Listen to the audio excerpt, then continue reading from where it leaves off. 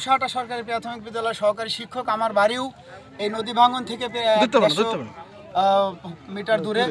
আমরা আজকে দীর্ঘদিন যাবৎ সেই 30 বছর যাবৎ এই নদী ভাঙনের শিকার। আমাদের এই চর অঞ্চলের মানুষ একখান থেকে ভেঙে আরেক জায়গায় গেছে, তার এক জমি ভাঙার পরে সে পিছনের জমিতে গেছে। এখন আমাদের যে পরিস্থিতি দাঁড়িয়েছে যে আমাদের আর পিছনে যাওয়ার কোনো সুযোগ নাই। তো আজকের এই সাময়িক মানববন্ধনে যারা নেতৃত্ব দিয়েছেন তার মধ্যে আমার ছেলের ছোটো ভাই জামাল মুন্সি, তার একক নেতৃত্বেই আজকে আমরা এখানে হাজির হয়েছি। আমি আজকে এখানে দাঁড়িয়ে আপনাদের প্রতি উদাত্ত আহ্বান জানাই এবং বিনয়ের সাথে অনুরোধ করছি যে আপনাদের লেখনের মাধ্যমে, লেখার মাধ্যমে, আপনাদের ছবির মাধ্যমে যেন আমরা এই নদী ভাঙনের দুর্দশা থেকে পরিত্রাণ পাই। আমি আপনাদেরকে একটা আহ্বান করতে চাই যে আপনারা অবশ্যই বিগত দিনের ইতিহাস জানেন যে বিগত দিনে আমাদের এই নদী শাসন নিয়ে আমাদের সাথে অনেক ছিনিবিনি খেলা হয়েছে। আমরা অনেক মিথ্যা আশ্বাস পেয়েছি, আমরা যখন তখন শুনেছি যে নদী শাসনের জন্য অনেক টাকা পয়সা এসেছে, কিন্তু দুঃখের বিষয় একটা সময় পার হওয়ার পরে আমরা আর সেই টাকার কোনো হদিস পাই নাই।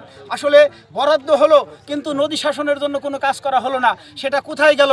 এই অঞ্চলের মানুষের দুর্দশা এবং ভাগ্য নিয়ে যারা ছিনিবিনি খেলেছে, আমি তাদেরকে আইনের শাসনে এবং তাদেরকে আইনের কাঠগড়ায় যাতে তারা দাঁড়ায় এই ব্যবস্থা নেওয়ার জন্য বিশেষভাবে অনুরোধ করছি। পাশাপাশি আপনাদের আমি উদাত্ত আহ্বান জানাচ্ছি যে এই অঞ্চলের মানুষ লেখাপড়া থেকে বঞ্চিত, কারণ দীর্ঘদিন যাবৎ নদী ভাঙনের শিকার।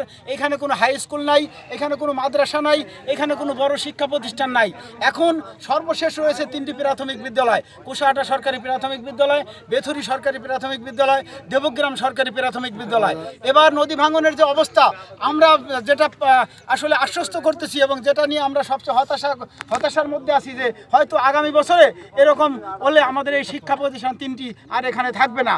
আর যদি না থাকে তাহলে এই অঞ্চলের মানুষ সহ আমরা কোথায় দাঁড়াবো? আমাদের আর কোনো দাঁড়ানোর জায়গা নাই, কারণ শহরে 1% জমি কিনতে এখন 5 লক্ষ টাকা গুনতে হয়। এই চরের মানুষের আর কোনো ক্ষেত খোলা নাই, তাদের কোনো অবস্থা নাই। আমরা এখন আর 5 কাঠা জমি কিনেও বাড়ি করার মতো কোনো সুযোগ নাই। তার জন্য আমি আপনাদের মাধ্যমে প্রশাসনের ঊর্ধ্বতন কর্মকর্তাদের বিনয়ের সাথে অনুরোধ করতে চাই যে অনতি বিলম্বে আপনারা এই অঞ্চলের মানুষের মুখের দিকে তাকিয়ে এই নদী শাসনের ব্যবস্থা করবেন এবং এবার অন্তত সাময়িকভাবে জিও ব্যাগ যে ব্যবস্থায় থাক সেটা করে আমাদেরকে এই বছরটা অন্তত সাময়িকভাবে বাঁচার জন্য ব্যবস্থা করবেন। কারণ আমরা চলতে চলতে, আমরা দৌড়াতে এমন দৌড় শিখেছি যে আমরা যদি এবার কোনো ব্যবস্থা না হয় তাহলে এই অঞ্চলের সর্বস্তরের মানুষ নিয়ে আমরা মহাসড়ক অবরোধ করে আমরা দরকার হলে এবং আমাদের কোনো ব্যবস্থা না হওয়া পর্যন্ত আমরা আমরণ অনশন করব রাজপথে।